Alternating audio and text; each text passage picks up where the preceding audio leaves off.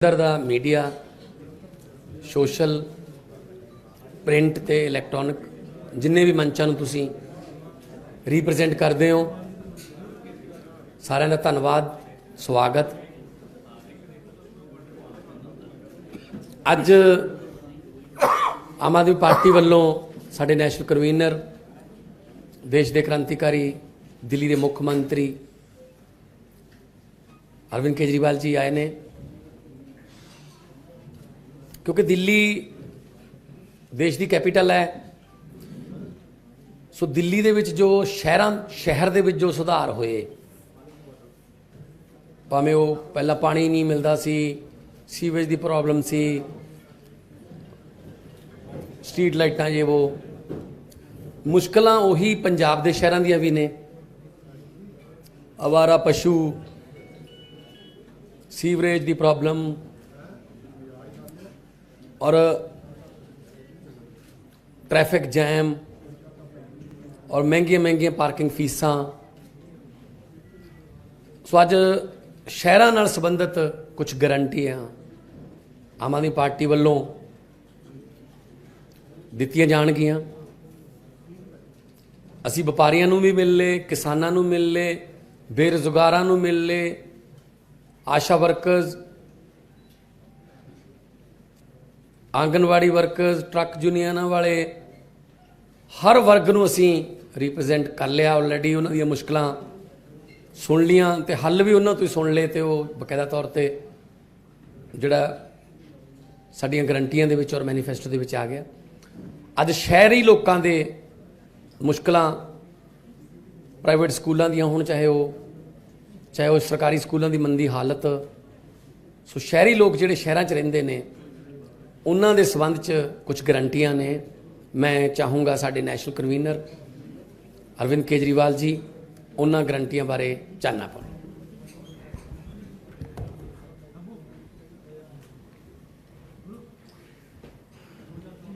इस टाइम पंजाब में दो किस्म की राजनीति चल रही है।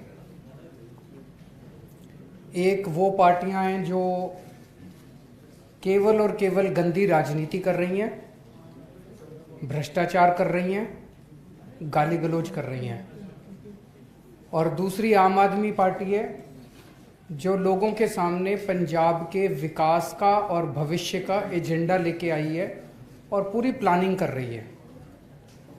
हमें भ्रष्टाचार करना नहीं आता, हमें गाली गलौज करनी नहीं आती, हमें गंदी राजनीति करनी नहीं आती, हमें काम करना आता है। हमने दिल्ली में काम करके दिखाया है।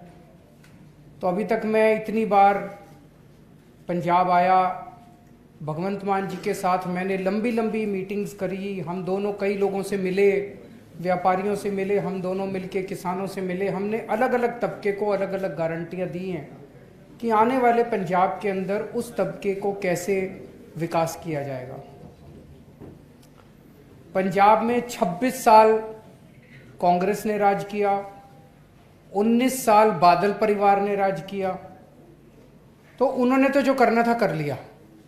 अब 26 साल जब कांग्रेस ने राज कर लिया तो उनको और 5 साल देने से तो कोई फायदा नहीं। उन्होंने कुछ अब नया तो करना नहीं है, जो करना था कर लिया।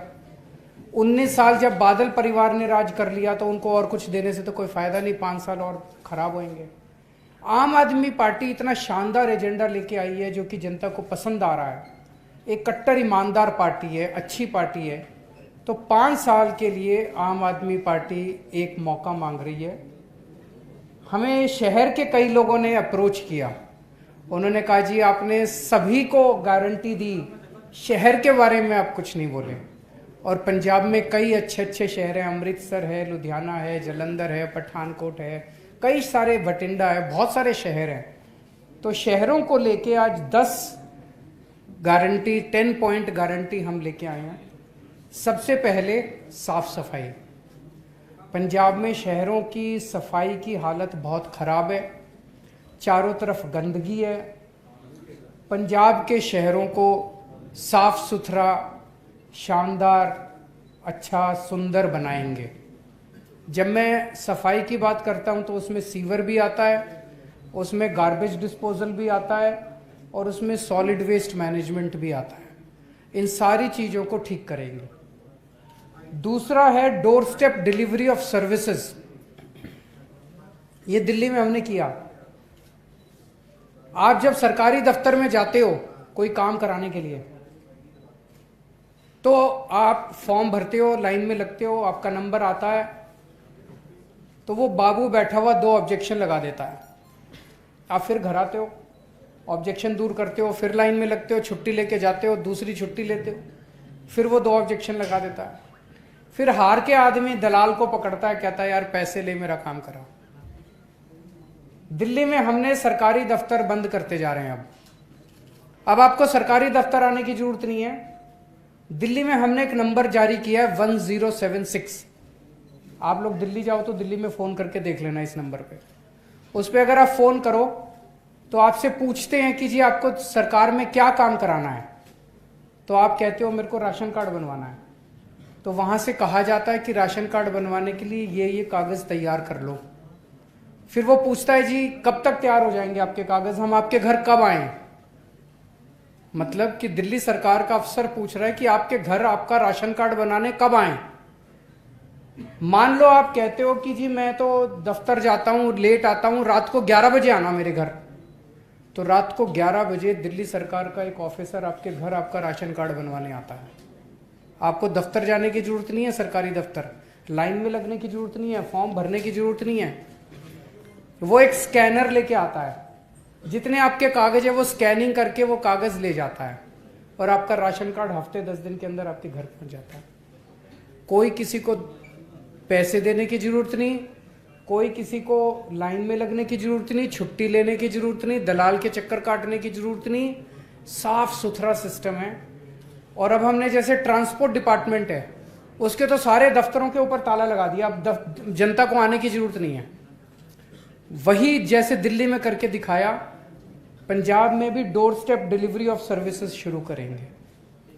तीसरी चीज, कई शहरों के अंदर कई कॉलोनियां ऐसी हैं, इलाके ऐसे हैं, मार्केट ऐसी हैं जहां तारें लटकी पड़ी हैं, बड़े उनके जंजाल बने पड़े हैं तारों के।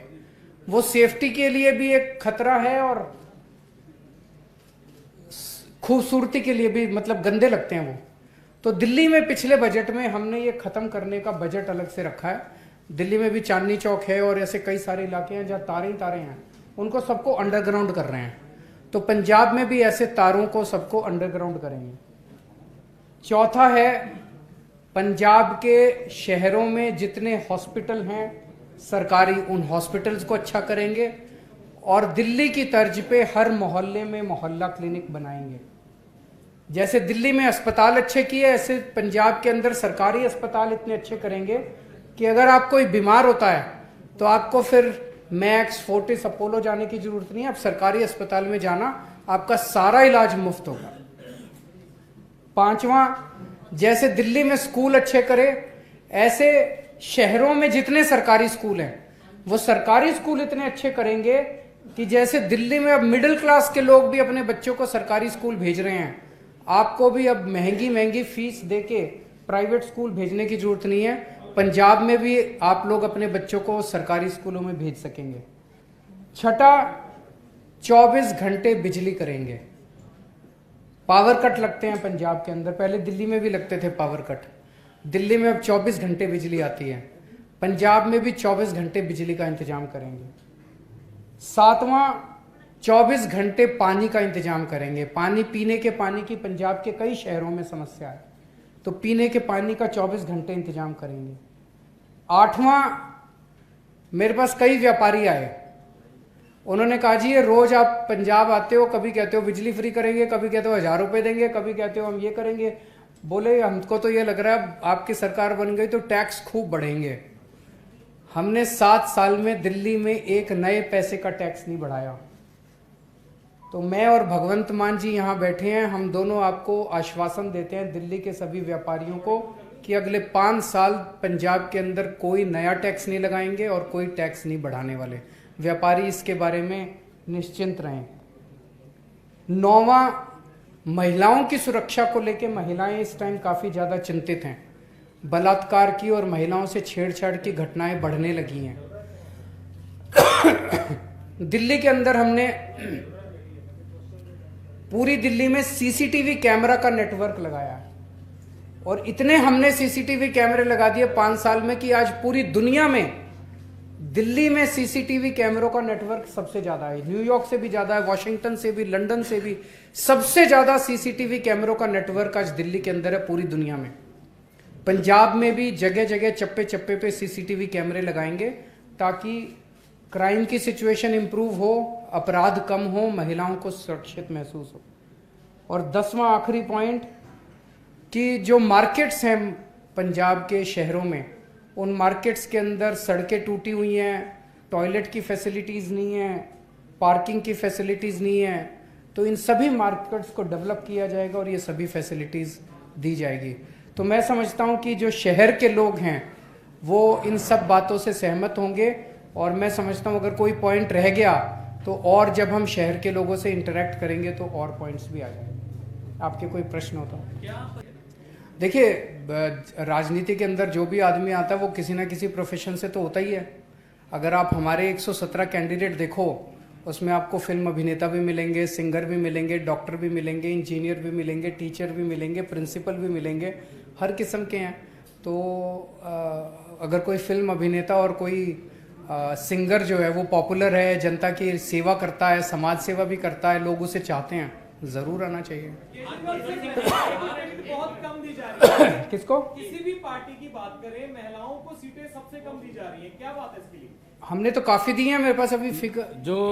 जो हमारी टिकटें हैं महिलाओं के लिए, सभी पढ़ी लिखी, प्रोफेसर बलजिंदर कौर तलवंडी से और famous eye surgeon doctor Baljit Kaur Malot से, और इकोनॉमिक्स की टीचर सरबजीत कौर मानू के जगराओं से, डॉक्टर अमनदीप कौर अरोड़ा मोगा से, मैडम रजिंदर छीना वो लुधियाना वेस्ट से, डॉक्टर इंद्रजीत कौर मान नकोदर से, डॉक्टर जीवनजोत कौर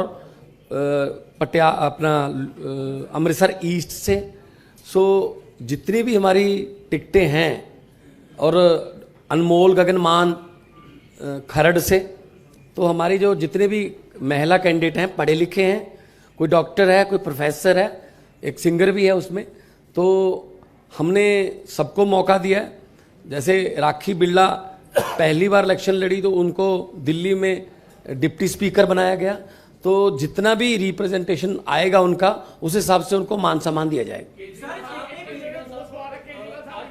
है जी, मेरे मानने न मानने से कुछ नहीं होता। एक मिनट, मेरे को बात पूरी करने दो। इशू ये नहीं है कि मैं आपको क्या मानता हूँ, मैं इनको क्या मानता हूँ और मैं इनको क्या मानता हूँ। हमारे देश में कानूनी प्रक्रिया है, कानूनी प्रक्रिया के तहत उनके ऊपर एफआईआर दर्ज हुई है। उस एफआईआर के आधार के ऊपर उनको अब एंटीसिपेटरी बेल भी डिनाई हो रही है। मैं समझता हूँ कानूनी प्रक्रिया चलेगी और अपराध करने वालों को सजा मिलेगी। तो मैंने उनको, प्रगट जी को, उनको गिरफ्तार करने से तो मना नहीं किया। मेरे माफी मांगने का गिरफ्तारी से इन्होंने गिरफ्तार क्यों नहीं किया? अगली बार आप जब प्रगट जी से बात करो, उनको कहना आज़ादी के बाद से लेके आज तक 75 साल में ये कन्वेंशन है, रिटर्न लॉ तो नहीं है, कन्वेंशन है कि लोअर कोर्ट में एंटीसिपेटरी बेल जैसे ही रिजेक्ट होती है शाम तक गिरफ्तारी हो जाती है। इन लोगों ने उनकी गिरफ्तारी क्यों नहीं की? अब किसी और को भी पूछने दीजिए, आप ही लोग पूछें। हाँ जी,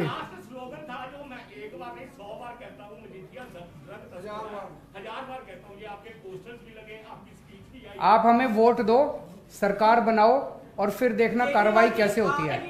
एक मिनट, अब बस जितना मैंने कहना था इस मुद्दे पे कह दिया। केजरीवाल जी आपकी पार्टी के ऊपर हैं जी, का आरोप लगा है, उसके बारे में आप एक मिनट, वो कुछ पूछ। जो बंदी सिंहों की रिहाई है उसको लेकर लगातार प्रदर्शन हो रहे हैं। कल फिल्मों में भी वहाँ आज भी बाहर हुआ है, उसको लेकर क्या? किसकी? भुल्लर साहब की।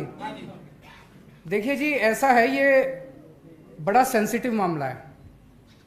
इसके ऊपर अकाली दल वाले गंदी राजनीति कर रहे हैं। ऐसे मामलों पे गंदी राजनीति नहीं होनी चाहिए, इसकी हम कड़ी निंदा करते हैं। दिल्ली के अंदर, दिल्ली सरकार, दिल्ली फुल स्टेट नहीं है, दिल्ली हाफ स्टेट है। दिल्ली के अंदर लॉ एंड ऑर्डर और पुलिस दिल्ली सरकार के तहत नहीं आती, केंद्र सरकार के तहत आती है, एलजी साहब के तहत आती है। इसकी प्रक्रिया मैं बता देता हूं। ये पूरा मामला मेरे को पहले पता नहीं था, मुख्यमंत्री तक कई बातें नहीं पहुंचती, लेकिन जब मैं 2-3 बार आया और ये लोगों ने बात की तो मेरे को पता चला, मैंने सारा पता किया है। ये मामला एक कमेटी है, sentence review board, SRB. SRB के अंदर जज भी होते हैं, पुलिस ऑफिसर्स होते हैं, सेक्रेटरीज होते हैं, वो एक कई लोगों की कमेटी होती है।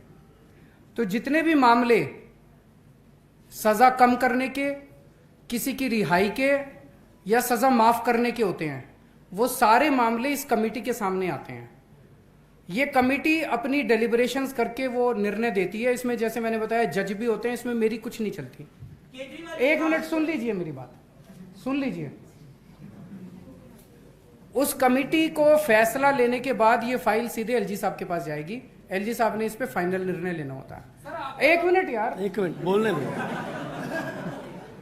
तो अब ये इशू ये है, मेरा जो अब मेरे हाथ में जो है, मैंने जब मेरे को पता चला, मैंने होम सेक्रेटरी को फोन करके बोला है कि भाई इस कमेटी की तुरंत मीटिंग कराओ, जल्दी से जल्दी जो हो सकता है मीटिंग कराओ। आजकल कोरोना भी बहुत फैला हुआ, किस बताया एक आध को मेंबर को कोरोना है, लेकिन मैंने कहा जो भी है जितनी जल्दी से जल्दी मीटिंग करा के और जो भी निर्णय होता है इस कमेटी का, वो निर्णय तुरंत एलजी साहब के पास पुटअप करो। तो जो भी निर्णय होगा मैं आप लोगों को बता दूंगा। सर, आपकी पार्टी के ऊपर टिकटें बेचने का आरोप है और आरोप है कि उसी पैसे से कल्चर 5 स्टार होटल में शिफ्ट हो गया है। आप सबूत लेके आओ। सर, कांग्रेस का नहीं, चलिए।